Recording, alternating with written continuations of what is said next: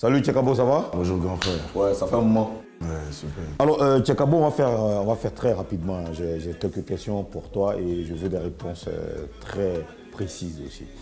Ok. En mai 2024, tu as fait parler de toi en demandant de l'aide depuis la France. Tu avais quel problème? J'avais vraiment pas un problème. C'était juste un problème au niveau d'une femme qui m'avait invité et qui voulait me faire un guet-apens. C'est juste ça. Une femme qui t'avait invité, qui voulait te faire un guet-apens, elle t'avait invité pour quoi? Pour un spectacle ou pour autre chose? Non, non, non. Le spectacle, c'était le spectacle de Tim Peya. J'avais terminé le concert et après, elle avait dit qu'elle était intéressée par moi. Donc elle voulait que je vienne la voir et tout. Et quand je suis parti, c'était plutôt un plan qu'ils avaient organisé pour essayer de me retirer des sous. C'est juste ça. C'était une bande organisée en fait. Ouais, c'est comme ça que moi j'ai qualifié les choses, quoi. Mais quand elle t'a appelé, c'était pour quoi? Elle était intéressée par toi, dans quel sens? Dans tous les sens du terme. Elle était amoureuse de toi. Ouais, carrément. Et toi aussi, tu t'es intéressé? Bah, moi, je l'avais jamais vu. Ok. Et 4 mois plus tard, tu as fait une vidéo où tu t'en es pris à moi. Donc, ça a créé beaucoup de réactions. On n'a pas compris ta motivation. C'était quoi? Pourquoi tu as fait ça? Non, à la base, tu vois, bon, c'était depuis même le truc qui s'était passé où ma vidéo était sortie ici, la vidéo de France. Et après, en fait, il y a une autre vidéo où mon nom était ressorti d'une histoire où j'étais vraiment pas indexé dans l'histoire. Je ne faisais pas partie de l'histoire. Donc, bah, après, sur les feuilles de la couleur, franchement, désolé, grand frère. Est-ce que je peux te dire que ouais, désolé, ouais. Ok, Tchekabo, où en es-tu avec ta carrière musicale? Bah, c'est une très belle question parce que bah, j'avais eu un gros problème avec ma maison de production. C'est pour ça qu'on ne m'entendait pas. Parce que je voulais quitter ma maison de production, parce que ma maison de production ne mettait pas trop la main à la pâte pour les différents projets que je proposais. Donc ensuite, quand je suis parti en France, je devais signer un autre contrat avec une maison de production et mon producteur ne voulait pas. Il m'a dit que c'était la sortie de ma dernière mixtape qu'il allait pouvoir me libérer. Donc ça fait que je n'ai pas pu signer le contrat avec la nouvelle maison de production. Je devais rentrer en Côte d'Ivoire pour la sortie de la mixtape et ensuite repartir pour faire la signature. Et quand je suis revenu, moi et mon producteur, bon, on s'est un peu engueulé, bah, il n'a pas voulu me donner le papier de résignation de contrat. Étant donné que c'est un homme qui est puissant, j'étais obligé de mettre un peu bas à la terre, histoire de calmer un peu les tensions. Et ensuite, après que les tensions soient calmées, rehausser le niveau et revenir sur une nouvelle forme. C'est pour ça que pendant tout ce temps, on ne m'entendait pas et bah, le problème il est réglé. Donc, j'ai une mixtape qui est déjà prête. Et par la suite de tout ce qui se passe, on va lancer la mixtape et revenir dans le niveau musical. On a vu que tu veux affronter Polo Chakal dans un combat. Ouais. Pourquoi? C'est pas moi qui veux l'affronter, mais c'est plutôt lui qui veut m'affronter parce que c'est dû au fait, après le combat de Samo, il allait faire un post sur Facebook soi-disant qu'il me voulait dans la cage. On voit sur les réseaux sociaux des vidéos de toi et Polo Chakal en train de vous entraîner. C'est vraiment sérieux votre histoire. Est-ce qu'il y a déjà une date calée pour le combat? Oui, le combat est organisé par Ousmane Dramera. Et je pense qu'avant-hier, il a dû voir le producteur de Polo. Il y a eu des contrats qui sont sortis. Et il y a eu, je pense que Polo, il a dû signer son contrat. Donc moi, mon contrat n'est pas encore arrivé. J'attends mon contrat pour la signature. Sinon, pour le moment, le combat il aura lieu et la date qu'ils avaient fixée, c'était le 3 mai. La date sera tenue? Oui, la date sera tenue. Le 3 mai. Le 3 mai, c'est ce qui sera où? Bah, ça sera soit au Palais des Sports, soit dans le nouveau coin où Samo a fait son combat. Ouais, d'accord. Est-ce que ça veut dire que Tchekabo est en train de préparer sa reconversion? C'est-à-dire qu'après la musique, tu vas peut-être devenir un athlète Non, mais Tchekabo est connu sous le nom de Popé Multiservice. C'est quelqu'un déjà qui touche à tout. C'est quelqu'un qui a la facilité de toucher à tout et ça apprend dès qu'il touche. Donc, la musique, déjà, c'est une passion pour moi, même que la boxe. Mais je ne vais pas me reconvertir, je reste musicien. Je suis musicien. Et tu vas faire la boxe à côté de la musique? Avant de faire la musique, je faisais la boxe taille. Avant de faire la musique, je pratiquais déjà de la boxe. Il y aura quoi en jeu? Bah, c'est un pari, parce que c'est 5 millions des deux camps. C'est un gros pari où moi, je vais ramener 5 millions et lui, son produit va ramener 5 millions. Donc le gagnant aura 10 millions plus une voiture à la tâche. C'est fort ça. C'est ça en fait. Et tu penses que tu vas gagner? Bah, c'est au pied du mur qu'on voit le vrai maçon. Est-ce que tu penses que tu vas aller? Est-ce que tu sens que tu vas Déjà, battre Polo? Déjà, si c'était pourquoi il a décidé de m'envoyer dans la cage, c'est parce que déjà dans la rue, il sait qu'il va déjà gagner. Si c'est un combat de rue où il n'y a pas de règles, je sais déjà que je vais gagner. Donc parce qu'il sait que je vais gagner dans la rue, il a voulu envoyer ça dans un coin où il y a beaucoup de règles qui est dans la cage. Et mais ce que j'ai à dire, c'est que je suis déjà prêt, moralement, physiquement et mystiquement. Donc, je me dis que... Moralement, physiquement et mystiquement. Mystiquement. Est-ce que tu peux expliquer Bon, moralement, parce que tout combat va avec le moral. Physiquement, c'est le physique, il faut s'entraîner avant que le combat. Et mystiquement, parce que l'adversaire est très mystique. C'est un féticheur. Donc, c'est qui le féticheur? Polo? Oui, c'est un grand Comment féticheur. tu sais qu'il est féticheur?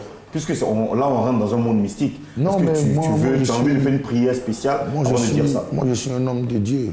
Je suis un homme de Dieu. Je n'ai jamais pratiqué, je n'ai jamais fait la pratique occulte ou venir m'asseoir devant un fétiche, jurer et promettre. Jamais de la vie. Donc, s'il y a une prière, c'est une prière au niveau de Dieu pour me protéger. Sinon, c'est tout. Donc, actuellement, tu penses que tu es dans les dispositions pour dire ce que tu as vu avec Polo? Non, je ne suis pas encore dans les dispositions. Qu'est-ce qu'il te faut? Il me faut une prière, il me faut beaucoup de choses. Il me faut être même dans l'élément même en question. Donc tu es en train de confirmer que Polo fait des pratiques occultes? Oui, il pratique. Mystiques. C'est un féticheur. Okay. C'est un gros féticheur. Et je vous le dis clairement. Ce n'est pas quelqu'un qui m'a dit j'ai vu. Qu'est-ce que tu as vu concrètement?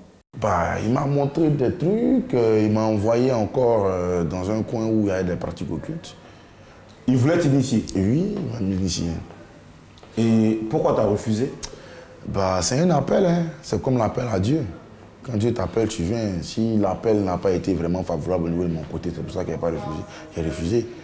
Parce que je ne connais pas vraiment ce genre de pratique. Et bah, tu sais, quand quelqu'un t'invite à faire quelque chose, c'est que la personne au moins a quelque chose. En vrai, lui, il n'a rien. Et il n'a rien, c'est-à-dire? Donc, bon, je ne veux pas partir pratiquer, je ne veux pas partir signer un pacte pour vivre comme lui. Si il signe un pacte, il vit comment? Bah, il ne vit pas de manière colossale, genre il n'est pas au-dessus des moyens, il n'a pas tout ce qu'il veut dans son cœur. Ce que son cœur veut, il n'a pas ça. Moi, si je vais signer un pacte avec le diable, c'est que vraiment j'ai tout. J'ai un jet privé, j'ai des maisons avec villa, piscine, j'ai des bâtiments, j'ai beaucoup de choses. Est-ce que tu es en train de dire que Polo a signé un pacte avec le diable? Bien évidemment, je ne sais pas si cette pratique occulte qu'il pratique, c'est le diable, mais en tout cas, ce que je peux dire, ce n'est pas Dieu, ce n'est pas la mosquée, ni à l'église, ni Kisani Céleste, donc on considère que c'est le diable. Donc j'affirme, c'est un féticheur. Mais c'est grave ce que tu dis. Ah, mais c'est ce que j'ai vu, je dis. Est-ce que tu peux décrire ce que tu as vu? Moi, je n'ai pas vu le fétiche en quelque sorte parce qu'on m'a dit que je n'étais pas initié. Ça après l'initiation que tu vas à la rencontre du fétiche. Moi, je n'ai pas fait l'initiation. Parce que le jour de l'initiation, je vais partir, je ne suis pas allé. Donc, je n'ai pas pu voir le fétiche. Mais lui, par contre, où on était dans la maison, on lui a dit de partir demander pardon au fétiche. Parce qu'il y a des trucs qu'il devait faire qu'il n'a pas pu faire. Tu dis aussi qu'après Polo, tu vas affronter Samo Samo. Il t'a fait quoi, Samo? Bon, Samo m'a rien fait, mais aujourd'hui, c'est lui qui détient la ceinture du meilleur combattant de Côte d'Ivoire en MMA. Et quand tu détiens cette ceinture, c'est que tu es réellement le meilleur combattant. On ne peut pas venir faire un combat et après ce seul combat que tu as fait, on te donne une ceinture pour dire que tu es le meilleur combattant, sachant qu'il y a plusieurs combattants en Côte d'Ivoire. Dont toi? Donc oui, donc moi. Alors, dans une vidéo, tu t'es plaint des rappeurs qui font le palais de la culture. Qu'est-ce que tu leur reproches réellement? Est-ce que c'est mauvais d'être ambitieux? Non, c'est pas mauvais d'être ambitieux, mais l'ambition n'empêche pas la préparation. Il faut être prêt pour pouvoir avoir le palais de la culture. Parce qu'avant, de nos jours, moi, en fait, je parle selon l'évolution des choses. Moi, quand j'étais petit, et quand tu entends dire un concert au palais de la culture, vraiment, ça faisait rêver.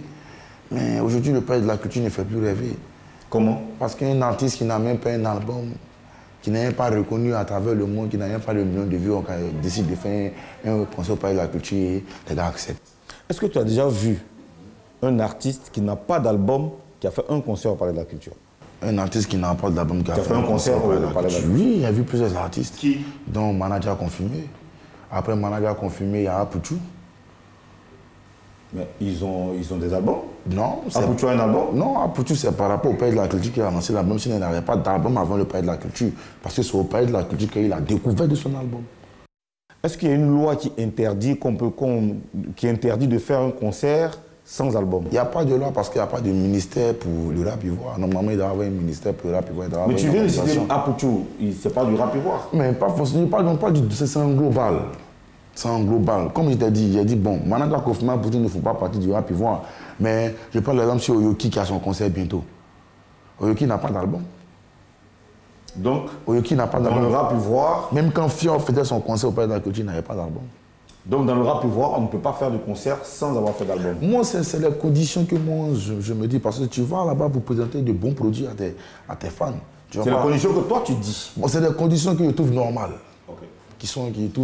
C'est des conditions normales pour avoir... Moi, je me dis quoi? Aujourd'hui, si moi, Tchekabo, me lève par le Palais de la Culture, je dois avoir une mixtape, je dois avoir un album qui est déjà connu, qui a déjà cartonné. Voilà. Là, je remplis les conditions.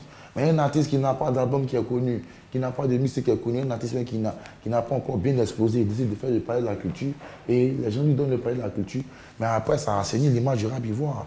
On a vu le problème du petit Le Sky aujourd'hui. Parce qu'avant le Sky, tous les concerts qui étaient au Palais de la Culture, c'était des concerts au guichet fermé. Que ce soit Will Guns, que ce soit Imra, quand on passe même sur le petit Toys Dave, ça a été. Mais c'est le problème de Le Sky. Il n'était vraiment pas prêt. Revenons à la musique. Qu'est-ce que tu prépares pour cette année? Bon, je prépare une mixtape déjà de 6 sons qui est déjà prête. Après la mixtape, on va essayer d'envoyer encore un album. Sinon, la mixtape est déjà prête, il y a les différents titres. Donc, Manu Le Coq, on passe à l'attaque. MD Coco Shit, il y a encore le son, il y a aussi 2 featuring. Lesquels? Avec un petit malien, un artiste malien du nom de Dijo, avec qui j'ai fait un featuring et les autres, ça reste un peu caché. À la découverte du projet, ils vont voir. Merci, Tchekabo.